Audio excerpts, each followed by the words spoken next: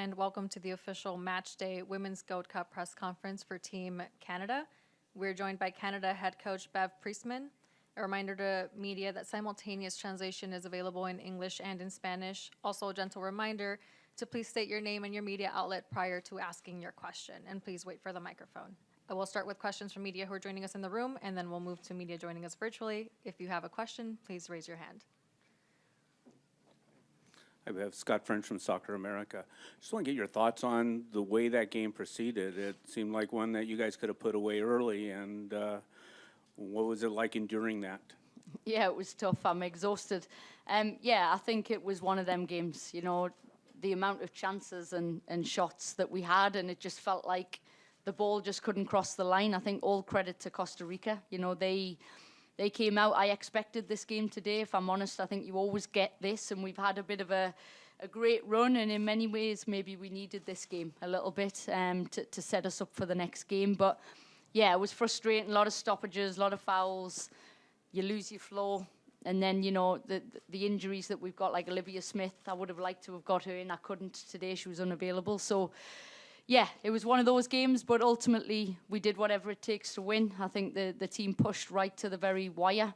And I'm proud of them for that. And sometimes it's not necessarily what you do, but how you do it. And they showed a resilience to keep pushing, because I did feel somehow, some way it was going to come.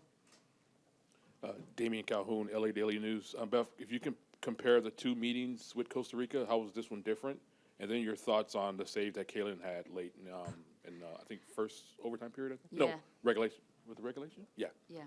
So, yeah, I think this is probably more what I expected when I've scouted Costa Rica before this tournament. Yeah, I knew, like, it means everything to them to beat Canada, you know, for the first time in this setting. And we had to match that mindset. And I knew, you know, I said that to the group, that it was going to be up another level. It's not necessarily the skill, it's the will. And their will today was to defend for their life. And, you know, they did an unbelievable job of keeping that ball out of the back of the net.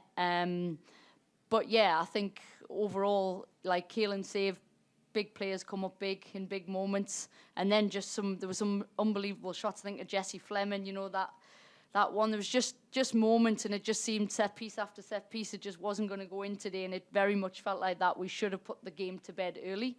We didn't, and then they get more momentum, and it feeds their belief as the game goes on. So I said to our players just as before the extra time came about, the extra time is going to work in our favour. You know, we have to keep moving that ball and let the ball tire them out, and it did eventually. It just was a frustrating one to get the extra time, obviously, to go into a semi. But we'll take it, and we're on to where we need to be. Any questions in the room? Yeah. Two quick ones. One, was that an injury pullout? No, tactical, yeah. So she came out just tactically. I felt that we needed more in-behind threat. And Deanne obviously gave us that, and I thought she did a really good job of stretching and getting down the sides of their players. So just adapting tactically. And then you're not going to know an opponent until the last of the quarterfinals. But if it is the United States, the rivalry, we've seen many good battles between the teams. Just how you would gauge that game and what you feel like you guys bring in this tournament into that matchup, if that's the one that we get. Yeah, I think for us, and the moments we've done well with the US, I don't really need to talk to the rivalry, because I think it's in the blood of the players, the media, and it's there. But I think what we do have to do is bring our identity, and I felt at times today that was lacking a little bit in terms of on the ball, and maybe the occasion of a knockout game, I'm not sure, but also the resilience from Costa Rica. But I think when you go play, let's say it's US or Colombia, we have to impose ourselves and what we've been doing.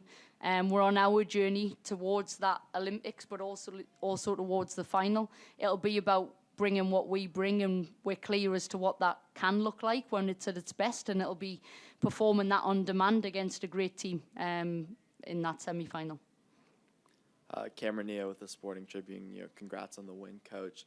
A bit less unrelated to today's game, but kind of keeping on the same tone as the Olympics and the rest of the tournament. Vanessa has been a huge part of this squad kind of this entire tournament, but also just over the last couple of years. Can you talk about her importance to the team? And I know this is a stadium she is familiar with, obviously. Yeah, I did see a lot of Vanessa Giles fans in the stadium. Obviously, yeah, she played here. Yeah, listen, Vanessa obviously joined the group very late in her career, and she really came through big in the Olympic Games and broke in, really. It was actually before that against the US was a sort of moment in which I think Canada knew who she was at that level. But yeah, I think her set-piece dominance, you can't deny that. Her ability to win balls in the air, which came up big tonight. And I think, she's still developing as a player. I mean, the reality is she started playing at the age of 16 and, she's still developing. She's a great club in Lyon. But for this team, she's come up big in some big moments. Where do you see her kind of over the next year or two? Before you said she still has room to grow. Yeah, I think with Lyon, obviously, they're a team that has the ball a lot. And I think that's the area that Vanessa is an out-and-out defender, world-class, winning balls in the box. I think the in-possession part of a game has really started to develop with a team like Lyon, where you've got, unbelievable players around you, and you're training with them every day, week in, week out. Okay, we'll take a couple of questions from media joining us virtually, and we'll continue with Neil Davidson. Go ahead, Neil. Thank you. Neil Davidson from the Canadian Press. Bev, as you mentioned, all credit to Costa Rica from their defense, but your team had been showing some good firepower recently. Any thoughts on why it wasn't there tonight? Was it just snowballing when one thing doesn't work and it keeps on going?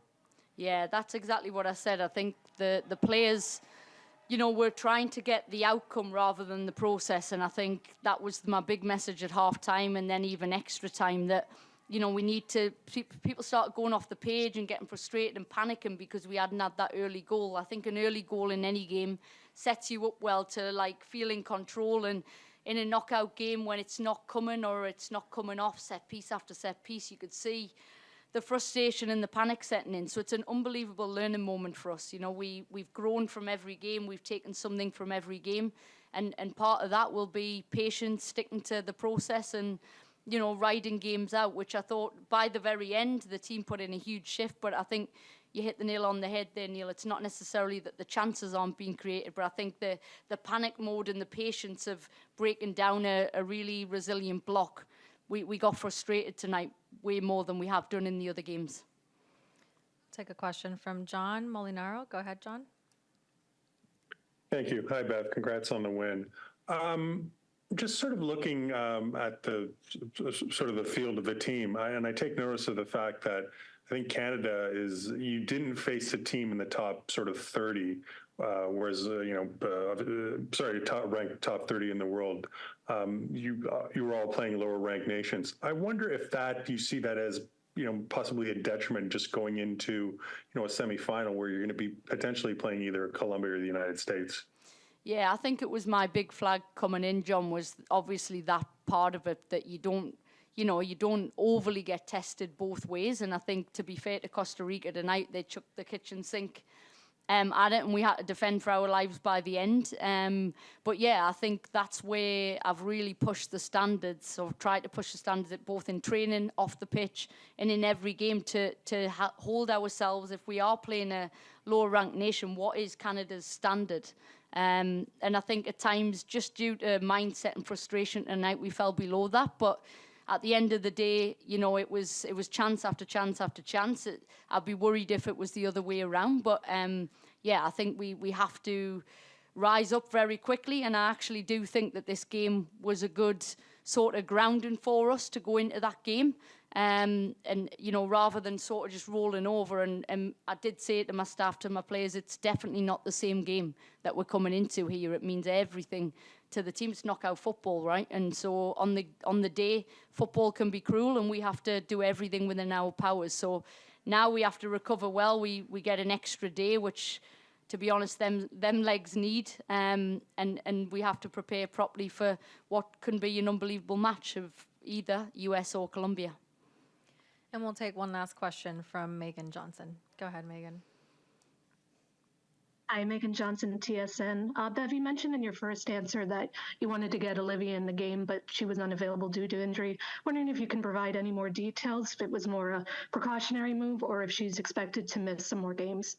Yeah, I'm hoping she will be back for the semi-final, but yeah, she wasn't able to play in today's game, which, you know, when you're chasing a goal, we all know, we've seen what Olivia can do. It was difficult to try and, you know, unlock that and come up with a solution, but we did.